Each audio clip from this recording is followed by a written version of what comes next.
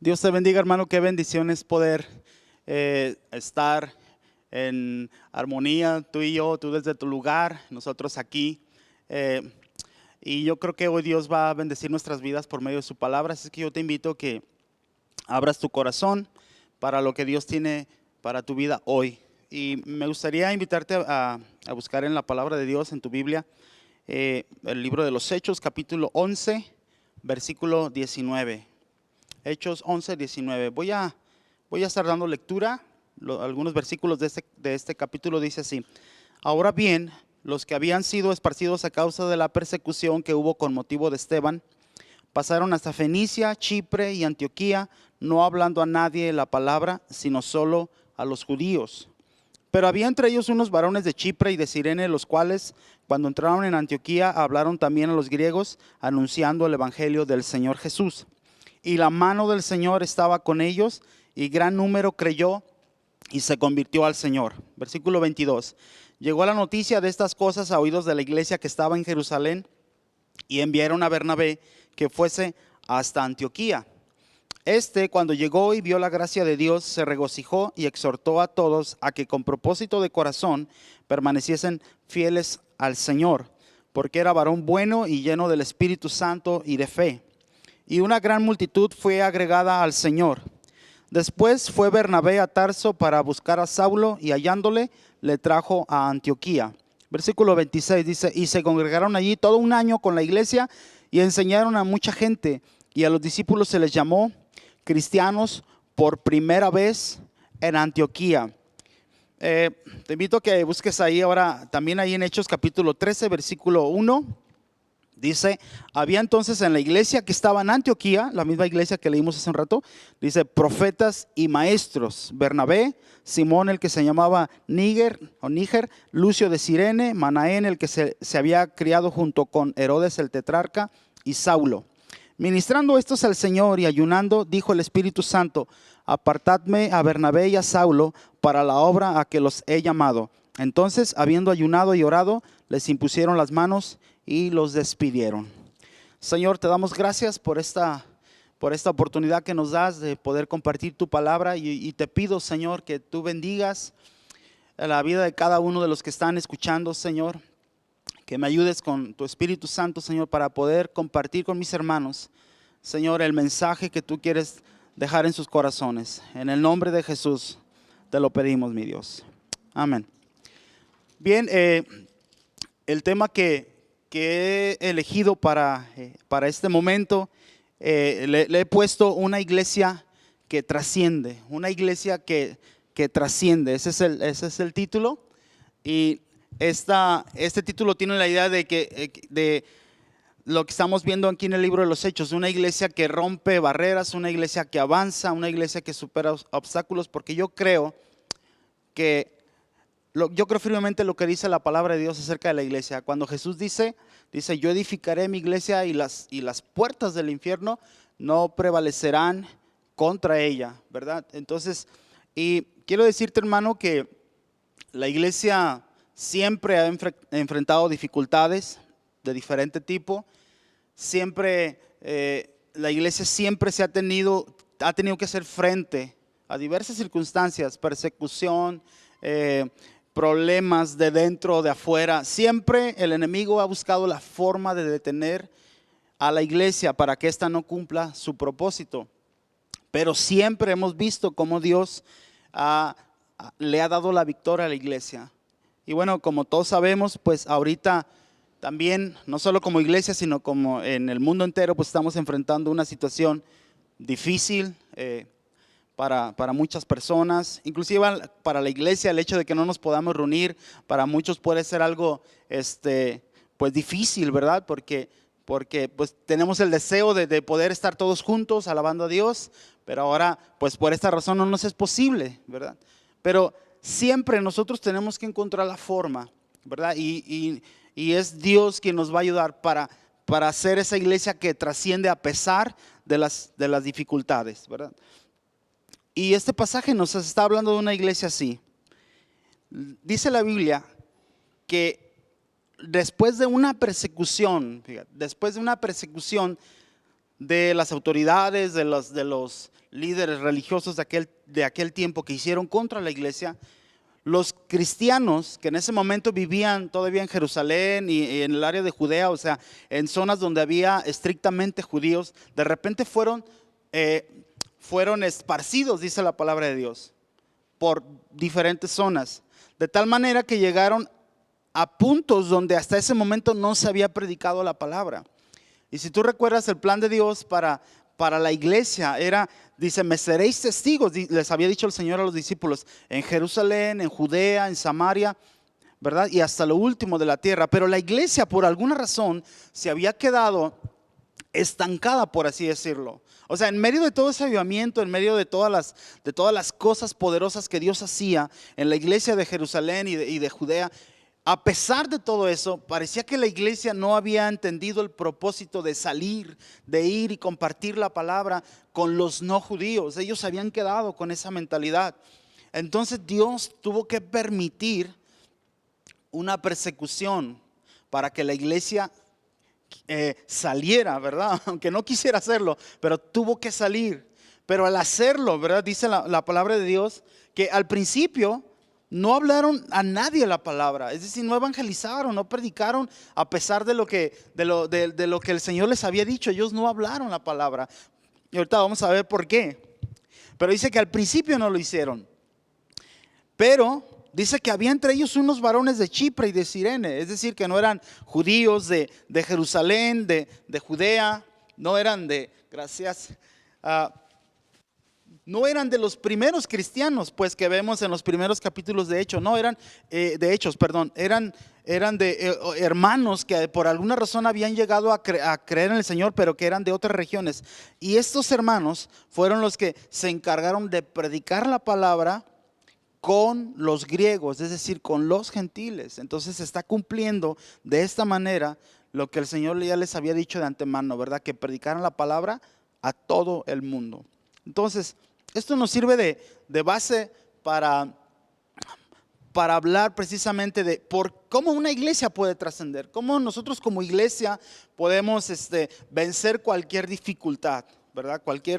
Y cuando hablo de vencer cualquier dificultad me refiero específicamente cómo nosotros podemos seguir siendo la iglesia que este mundo necesita, cómo poder ser la iglesia que el Señor nos ha llamado a ser en medio de cualquier circunstancia, en medio de persecuciones, en medio de pandemias como la que estamos viviendo. ¿Cómo podemos ser nosotros esa iglesia? Bueno, la iglesia de Antioquía nos da unas claves para eso, ¿verdad? Y en primer lugar quiero decirte que una iglesia que trasciende es una iglesia que está dispuesta a romper los obstáculos. ¿Por qué? Porque, como te dije ahorita, la iglesia de Jerusalén, ellos tenían problemas no solo de afuera, sino que sus problemas estaban también en su mente, en su corazón. Ellos estaban encerrados en lo suyo, ¿verdad? Y estaban relativamente cómodos, vamos a decirlo así, en la forma en que ellos estaban viviendo el evangelio, nada más en su círculo. Pero el mandato era ir y salir y compartir la palabra con otras personas, no judíos también. Entonces ellos tuvieron que romper esa barrera, ¿verdad? Los hermanos de Antioquía lo hicieron. Empezaron a predicar a los griegos, empezaron a predicar a los no judíos, rompieron con esa barrera. Y a lo mejor decirlo para nosotros se oye simple, se oye como algo que no es complicado, pero en realidad lo era, hermano. Estamos hablando de judíos, de personas que tenían un esquema mental bien definido, ¿verdad? Eran muy cerrados, tanto que los judíos, aún cristianos, no comían muchas veces con gentiles. O sea, había un problema ahí que Dios necesitaba, ¿verdad?, romper en ellos para que se cumpliera el propósito de la iglesia, ¿verdad? Entonces, muchas veces la iglesia no avanza, no porque Dios no esté con la iglesia o no porque Dios no quiera, sino porque nosotros mismos, la iglesia, nos ponemos barreras que no son, que Dios quiere que rompamos, hermanos. En el caso de Jerusalén era una barrera cultural. y en parte también teológica, es decir, que ellos no habían entendido que la salvación se extendía a todo el ser humano, ¿verdad? Tuvieron que romper con eso. La iglesia de Antioquía lo hizo, hermanos. Y empezaron a hablar la palabra. Y dice el versículo 21, y la mano del Señor estaba con ellos. Fíjate, con los que decidieron romper con esos obstáculos, la mano del Señor estaba con ellos. ¿Cuáles son los obstáculos que pudiéramos enfrentar el día de hoy? ¿Qué es lo que detiene a la iglesia? Me parece que hay cosas que hoy en día son el obstáculo y quieren detener a la iglesia. El conformismo puede ser uno de ellos, el materialismo, el buscar las cosas solamente para nuestros propósitos. Esto se lo conoce como el humanismo, vivir la vida centrado en el yo, ¿verdad? Y algunas iglesias muchas veces viven así, ¿verdad? Donde pareciera que Dios está solo como si todo girara en torno a nosotros. Y ese es un obstáculo por el cual muchas veces la iglesia no puede trascender. Pero yo te animo en esta hora, cualquier obstáculo que esté sobre tu vida, en el nombre de Jesús, tenemos que estar dispuestos a romperlos, porque el llamado de Dios es vigente para nosotros, ir y predicar el evangelio a todas las naciones. Todavía ese mandato es para nosotros, hermano, pero tenemos que romper los obstáculos, tenemos que romper las cosas que nos quieran detener. La iglesia de Antioquía lo hizo. Voy a avanzar también. ¿Cómo una iglesia puede trascender? Me llama mucho la atención que cuando llega la noticia de cómo la iglesia de Antioquía estaba creciendo, la noticia llega a Jerusalén, donde están los apóstoles, donde está Pedro, donde está Juan, Jacobo y los demás. Entonces los hermanos que estaban en Jerusalén se alegran, ¿verdad? Se dicen, qué bueno que la palabra está siendo predicada en lugares de no judíos, pues. Y enviaron a Bernabé. Me interesa mucho esta parte porque dice que lo enviaron por una razón. Porque dice, era varón bueno y lleno del Espíritu Santo y de fe. Mandaron la persona adecuada. ¿Para qué mandaron a Bernabé? En primer lugar, para que él pudiera verificar la obra de Dios en ese lugar. Lo enviaron también para que él diera dirección a esa iglesia. Lo enviaron también para que él, como dice más adelante, se quedara ahí a enseñar a la iglesia. Enseñaron a la iglesia. Inclusive ahí se menciona cómo Bernabé va por Pablo, por Saulo, ¿verdad? Dice, y se lo trae también a Antioquía. Y entre ellos enseñan a la iglesia, ¿verdad? Entonces, ¿qué nos enseña estas cosas? Esto que estamos diciendo, que una iglesia que trasciende es aquella donde la gente, hermano, crece y se desarrolla en su ministerio. Todos los cristianos estamos llamados a servir al Señor, aunque no de la misma manera, pero todos los cristianos tenemos que hacer algo en la obra de Dios, ¿verdad? Dios no quiere que tú solamente tengas el propósito de ir a la iglesia, ¿verdad? O de escuchar este mensaje solamente, o de cantar nada más, ¿verdad? No, Dios tiene un plan para ti. Dios quiere usarte, Dios quiere usarte para sus propósitos, ¿verdad? Y déjame decirte algo, ¿verdad? En esta semana en la noche fui a un consultorio. Dije, me sentía un poquito mal y dije, voy al consultorio, y fui. Y cuando llegué había un montón de gente, ¿verdad? No era el Seguro Social, era un consultorio así, pues privado. Y la verdad no me sentía tan mal como para quedarme ahí. Dije, no, es mucho tiempo. Pero créeme que cuando los vi, me dio mucha tristeza ver gente necesitada. Y a un ladito estaba otro consultorio e igual, lleno de gente. Y créeme que me regresé a la casa orando por ellos. Ahí en el camino, mientras iba caminando a la casa, yo decía, Señor, ayuda a esa gente, ayúdala porque te necesita. Y yo estoy seguro de algo, hermano. Hoy en este momento, hay mucha gente que necesita de Dios, que necesita una palabra que tú puedas darles. Yo me pongo a pensar, ¿verdad? Hoy que estamos en esta situación, que cristianos, ¿verdad? Yo veo en las publicaciones en Facebook, cristianos que están pasando dificultades y cómo lo expresan: oren por mí, ¿verdad? Ayúdenos en oración. Y me pongo a pensar en aquellos que no conocen al Señor. O sea, porque nosotros creemos en Dios, tenemos a nuestro lado la roca de nuestra salvación, que es el Señor. Pero la gente que no conoce a Dios, o sea, no tiene esperanza, hermano. No tiene una salida para sus problemas, no tiene cómo superar su situación. Y es ahí donde la iglesia se tiene que levantar, porque la iglesia que trasciende es aquella que se desarrolla, que crece, que Dios la usa, que Dios que la llena de su Espíritu Santo para que salga y predique, para que Dios use los labios de esas personas. A lo mejor hoy tenemos la imposibilidad, por ejemplo, de reunirnos, de hacer una reunión aquí en la iglesia, a lo mejor por estos días, pero yo no conozco hasta el día de hoy que una barrera que la oración no pueda romper. Lo que te quiero decir es que tú puedes desde tu casa, tú como hijo de Dios, doblar tus rodillas y orar, y en el nombre de Jesús, ¿verdad?, pedir por esas personas. Y eso es lo que tiene que hacer la iglesia. Nada nos puede detener, hermano. Nada nos debe detener. La iglesia de Antioquía entendió esta parte, ¿verdad? La iglesia de Jerusalén se quedó estancada por las razones que ya te expliqué, pero la iglesia de Antioquía dijo: no, vamos a avanzar, ¿verdad? Vamos a crecer. Y los ministerios se desarrollaron tanto en la iglesia de Antioquía. Por eso te leí el capítulo 13, versículo 1, ¿verdad? Dice: había entonces en la iglesia que estaba en Antioquía profetas y maestros. Fíjate cómo se desarrolló tanto esa iglesia, que inclusive comenzaron a manifestarse ministerios poderosos, ¿verdad? Y menciona a Bernabé, que ya sabemos que él vino de allá de Jerusalén, y menciona también a Saulo, ¿verdad? Pablo.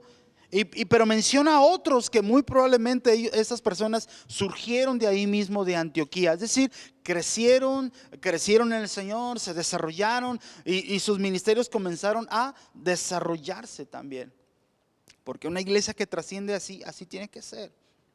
Cada uno, de acuerdo al don que Dios le ha concedido, necesita ministrarlo a los demás. ¿Qué te dio Dios a ti? ¿Cuál es el llamado que tienes?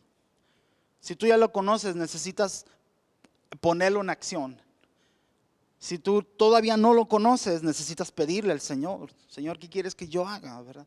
¿Para qué me has llamado? Señor, ¿qué es lo que tienes para mí? La Biblia es bien clara al respecto. Dice que Dios nos ha dado dones, nos ha dado ministerios, nos ha dado operaciones. Dios hace todo eso, pero la iglesia que trasciende necesita descubrirlo y necesita ponerlo en acción. ¿Cuál es el don que Dios te dio a ti? Y si lo has escondido, necesitas sacarlo, hermano. Necesitas ponerlo en acción, porque hoy más que nunca se necesita una iglesia activa, sirviendo al Señor. Y quiero decir algo más sobre esto. Me llama la atención también, porque estamos hablando de cómo la iglesia desarrolla sus ministerios. La iglesia que trasciende desarrolla sus ministerios. Me llama la atención que dice que había profetas y maestros. Y lo que me llama la atención de esto, insisto, es que estos dos ministerios pudieran convivir sin problemas dentro de la iglesia. ¿Y por qué digo esto? Porque los profetas y los maestros son ministerios que muchas veces las personas que tienen estos ministerios parecieran opuestas en su manera de ejercer el ministerio. Déjame te lo explico.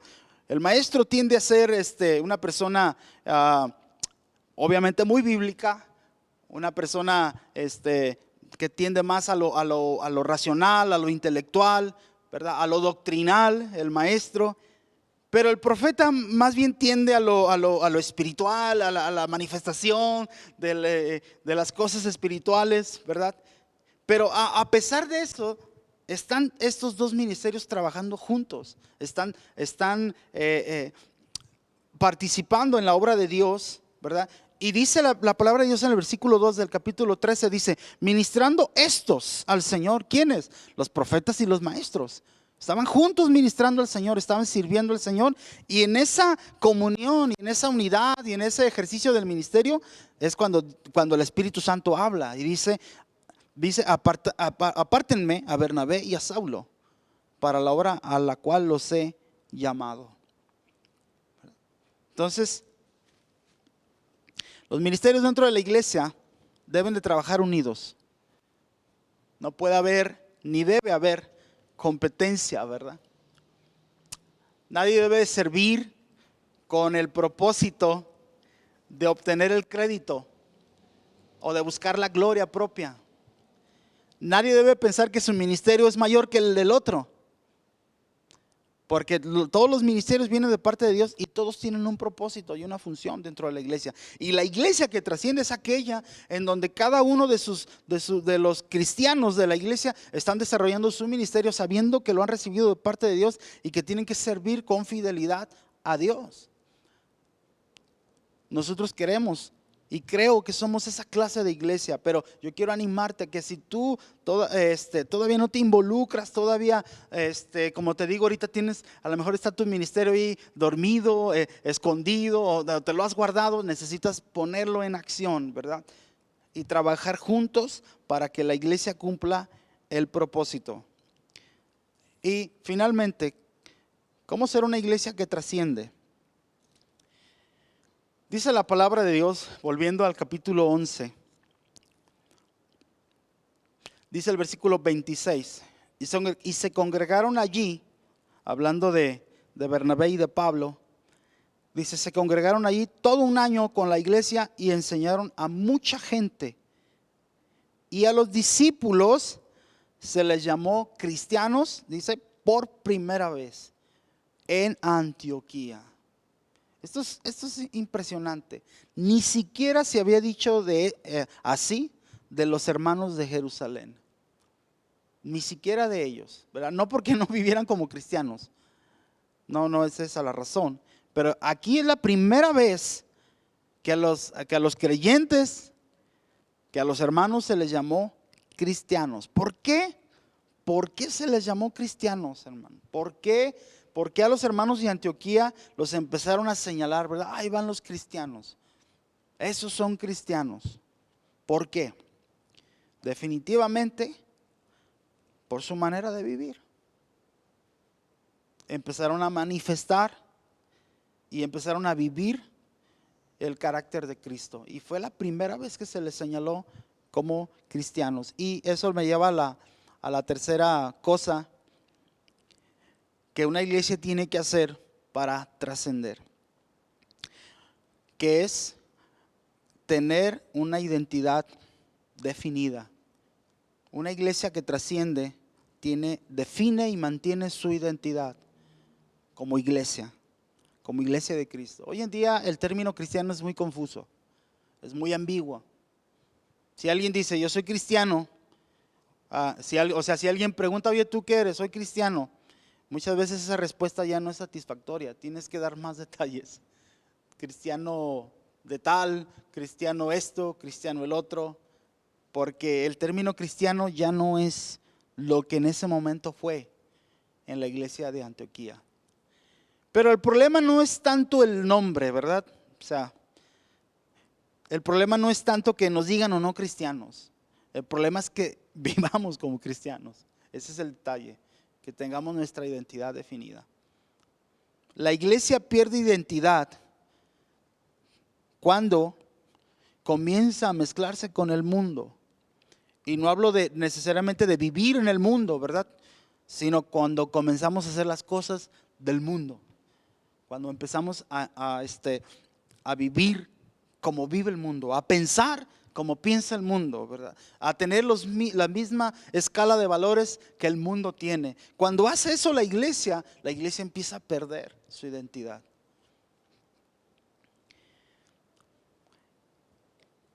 Por allá en el año 300, después de Cristo, la iglesia vivió una persecución de las más terribles. por parte del Imperio Romano. Pero dice la historia que de repente llegó un emperador en Roma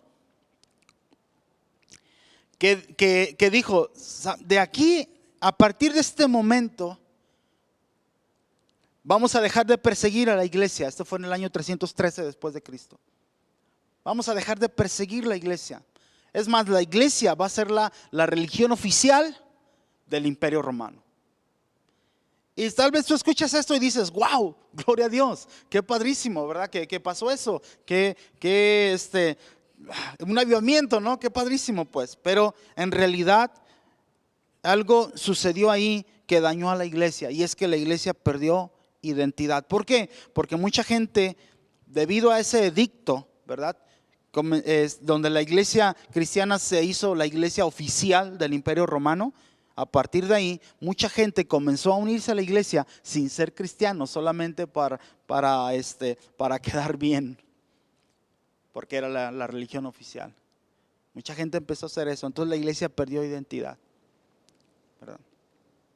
Entonces, una iglesia que trasciende necesita mantener la identidad, necesita no mezclarse con el mundo. La iglesia pierde identidad también cuando sustituye la espiritualidad con la religiosidad. Es decir, cuando hacemos actividades religiosas, desde ir a la iglesia, cantar, predicar, pero todo lo hacemos ya sin lo espiritual, sino solamente como religiosidad. Perdemos la identidad también por eso. Pero especialmente la iglesia pierde identidad cuando se olvida del propósito por el cual fue creada. Y ese era el problema que tuvo la iglesia de Jerusalén y que la iglesia de Antioquía recuperó. ¿Para qué los había llamado Dios? Para predicar el evangelio a todas las naciones. La iglesia había perdido su propósito, al menos ese propósito, pero en Antioquía vemos que se recupera, ¿verdad? ¿Para qué te ha llamado Dios? Nunca debes de olvidarlo. Dios te ha llamado para amarte, para bendecirte, pero para que le seas fiel también, para que le sirvas. Ese es tu propósito. Si tú tienes una vida diferente a esta, estás fuera del propósito de Dios, necesitas recuperarlo. Dios quiere, ¿verdad? Como en aquel tiempo dice, comenzaron a llamarles cristianos, Dios quiere que hoy también estemos bien definidos. Hoy el mundo necesita cristianos verdaderos. Dios anhela cristianos verdaderos. Y yo creo que tú eres uno de ellos, pero necesitas pararte, decidirte, decirle: Señor, aquí estoy, yo quiero ser un cristiano que trasciende, yo quiero ser un cristiano que no se va a detener por nada, que va a cumplir tu propósito. Así, ahí donde estás, hermano, vamos a orar. Te pido que cierres tus ojos. Si puedes ponerte de pie, también lo puedes hacer. Y vamos a orar. Padre, en el nombre de Jesús, te damos gracias porque en medio de lo que estamos viviendo, de las dificultades, tú eres Dios, tú sigues siendo Dios. Y en este momento, Señor, sabemos que el mundo es cuando más necesita la iglesia. La iglesia es la luz de este mundo, es la sal de esta tierra. La iglesia es la respuesta a las necesidades del hombre, porque tú obras a través de la iglesia, Señor.